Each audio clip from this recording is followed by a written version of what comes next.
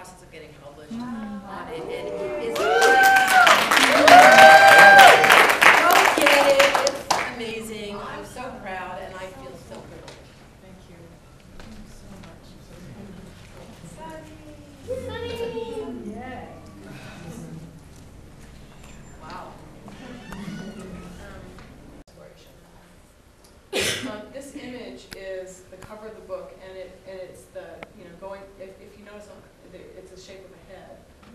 And then the four elements are in the background. Water is Solucio. To the east is calcinatio, fire. Air is sublimatio, and coagulatio to the west is earth. So everything kind of follows that trajectory in here. These are actual pages of the workbook. This is the introduction. Wow. And I illustrated each page by hand. So this ticket is it's a ticket to invite you to go on your own archetypal journey. Has you can write your name on there, and it's kind of like your travel ticket. And it's all kind of put in the context of a travel journal on your own hero's journey sections. Okay, so this illustration is the kind of the cornerstone of the whole thing. You'll see the Solucios at the bottom, and this map is based on von Franz and Edinger's work on alchemy. Solucio, and then to the west is calcinatio, and again to the north sublimatio and coagulatio.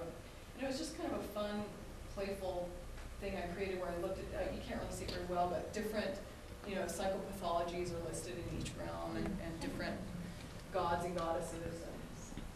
And I tried to address different ways of learning. So if people are more experiential, or I tried to, or like to write or whatever, I tried to do a myriad of different ways to enter. So, this dream was of Anubis, and Anubis was hermaphrodite, ferrying material from my unconscious mind. So it's moving from the dead realms into life, and Pan is. This illustration, even though there's not a lot of fire in it, I think it really symbolizes calcinatio. It's the quote on it, but it's a bit of advice given to a young Native American at the time of his initiation. As you go the way of life, you will come upon a great chasm. Jump. It's not as big as you think. And I found that quote, it's Joseph Campbell, and I found that quote actually after I did the illustration. He's taking the jump, he's taking the step, and he has to just trust that the next step will be there. And the woman is Isis, or Eve, leaving the Garden of Eden. She has the knowledge, and she's already crossed the gap. So many of my dreams were about taking that air element and grounding it into coagulatio. This illustration, I did a holotropic breath work by Stan Groff, an exercise with him or with actually Stacia Butterfield. But it induces a psychedelic trip when you do this cyclic breathing and have a really profound rebirth experience. This dream, this was a huge part of my life. I was learning how to allow women to nurture me. I always resisted that. I was really afraid of forming intimate relationships with women. And I had a dream where I was this insect fairy, the blue one, and these two women were tending to me, and I had these wings stuck to my back, and the fairies were tearing my wings up. And they said we have to tear these up and allow this sticky, wet flesh underneath to dry out so that you can fly. And it was kind of this thing about facing my own fears of letting the feminine. This was it wasn't a dream. It was actually an image that came to me. It's about feminine sexuality and my own sexuality, and being okay with being feminine. This is an otter girl in Native American culture. It's the playful goddess. She's playful, and the eyes are the witnessing of her own unfolding. This dream I had in Costa Rica, and I was pregnant sister started running through the forest toward me, and I was terrified. And then she stood up, and she was half woman and half iguana. And Pachamama was what this one was titled. And she came up to me, and she said, she put her hand on my belly, and she said, "Woman, you need to grow legs and start walking on the earth.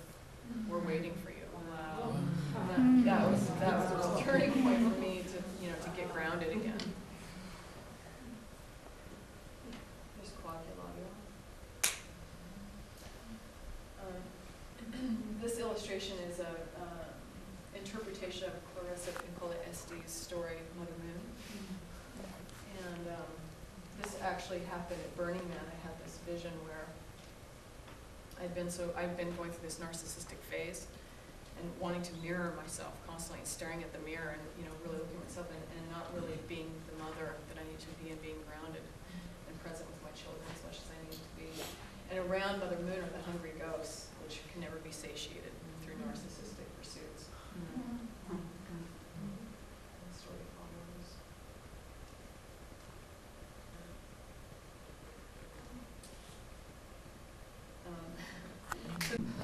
The ginger root man.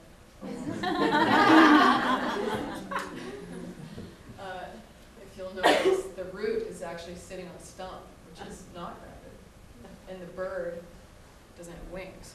It's kind of stuck in place right there.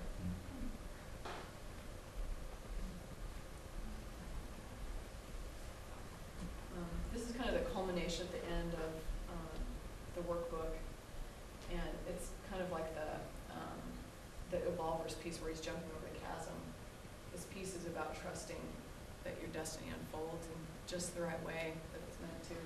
Maybe you can't consciously see it, or it's not in front of your eyes visually, but your higher mind and your higher self knows, and to allow the unfolding. She's bobbing for Earths. It's called bobbing for destiny. I think, yeah, and then it follows with you.